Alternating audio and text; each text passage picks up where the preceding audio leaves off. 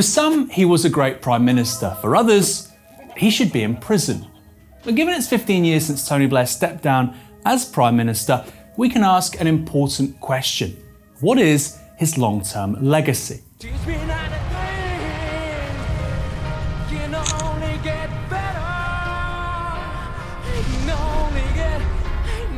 On the economy, there's no doubt Blair oversaw unprecedented expansion, with GDP growing every year between 1997 and 2007. Meanwhile, on GDP per capita, a more precise measure, over a similar period the UK outgrew the likes of Germany, the United States and Japan. In addition to this, Blair introduced the minimum wage and made a major dent into things like child and pensioner poverty. There were record funding increases for the NHS, a peace settlement in Northern Ireland, devolution and a Freedom of Information Act, although Blair would later write how he was an idiot for introducing that legislation. This is all good, and you can see why people defend Blair's premiership.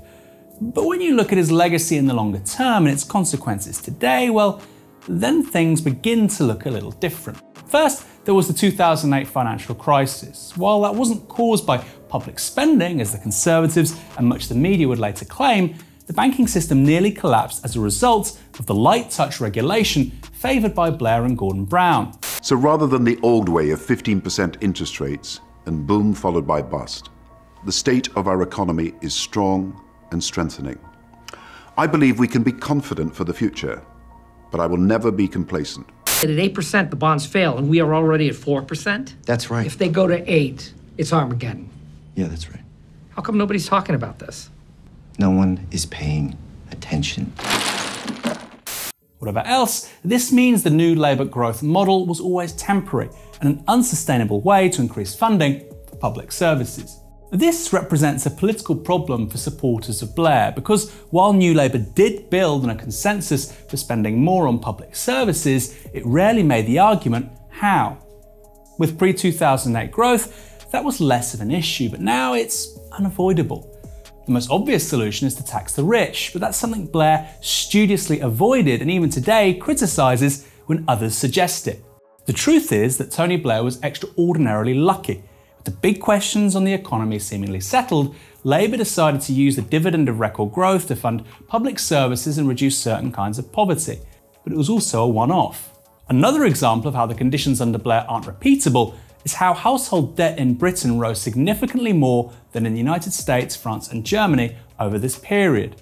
The booming financial and real estate sectors, made possible by unsustainable credit growth, meant tax receipts for the NHS, new schools and reducing pensioner and child poverty.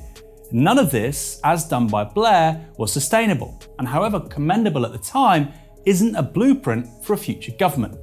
And then there's homeownership. When Blair came to power in 1997, the average wage was around £15,000 a year.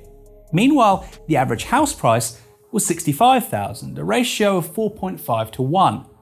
By 2007, average pay had risen to £20,000, but house prices, well, they'd surged to £190,000, meaning that ratio had gone to 9.5 times. House prices doubled compared to wages under Tony Blair, which is presumably why in 2003, Gordon Brown changed how we measure inflation so it no longer reflected housing costs. At the same time, buy-to-let mortgages increased 30-fold during the Blair premiership, and remarkably, his government built fewer council homes than Margaret Thatcher. This triple dynamic of house prices outstripping wages, buy-to-let rocketing, and a lack of new council properties is the root of today's housing crisis. The primary losers in all of this were millennials, Gen Z, and the young. Today, people between their mid-30s and mid-40s are 3 times more likely to rent than 20 years ago. As a result, those laden with tens of thousands of pounds of student debt, something also introduced by Blair, are increasingly likely to give around 50% of their wages to a landlord. The Blairs, by the way, happen to own several dozen properties of their own, worth more than £30 million. And they went to university for free. As well as an unsustainable economic model built on debt and rising property prices, Blair oversaw massive deindustrialisation. Output from all production industries, value adjusted for inflation, fell 3% between 2000 and 2007. with the number of people employed in those sectors falling by more than 1 million.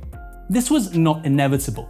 Indeed, between 2000 and 2006, real manufacturing output rose at an average rate of 2.2% in the US, 1.2% in Germany, and 1.1% in France.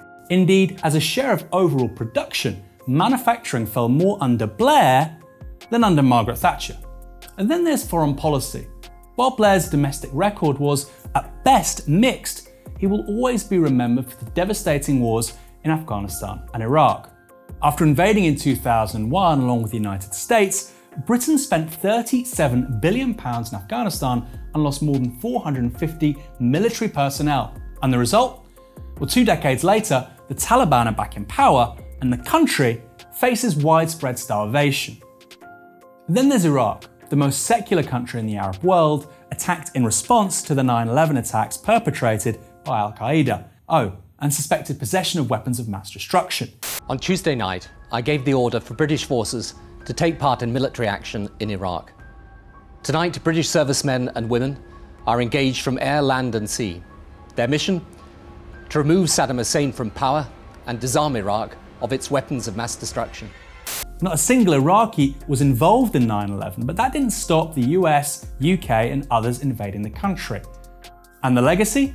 More than 1 million deaths and political destabilisation so severe that by 2014 Iraq was fertile ground for ISIS, and there were no WMD. When people look back on this time and look back on this conflict, I honestly believe they will see this as one of the defining moments of our century. Look, I've no problem with Tony Blair having a knighthood, given the accolade is basically given to any former Prime Minister, not to mention the likes of Benito Mussolini, Robert Mugabe and Ceausescu. But if we want to solve the housing crisis, regional inequality, failures in foreign policy, we've got to be honest about those responsible. The truth is that given the broader economic circumstances of the time, Tony Blair's premiership was a failure. In the end, you have to decide this way or that. Right? There is, unfortunately, no third way in it. Just when we should have been building council homes, high-speed rail, and preparing for climate change, we spent vast amounts on war while he and his ministers gawped at the super rich. When asked what her greatest achievement was, Margaret Thatcher once replied, "Tony Blair and New Labour. We forced our opponents to change their minds." The real legacy of Tony Blair is that he not only cemented much of the Thatcherite settlement, but worse, made many believe that doing so was somehow progressive. Until that's universally recognised, Britain's broken economic and housing model will just get worse. It's time to accept that on housing, regional inequality, manufacturing and foreign policy, the Blair government was an extraordinary, historic failure.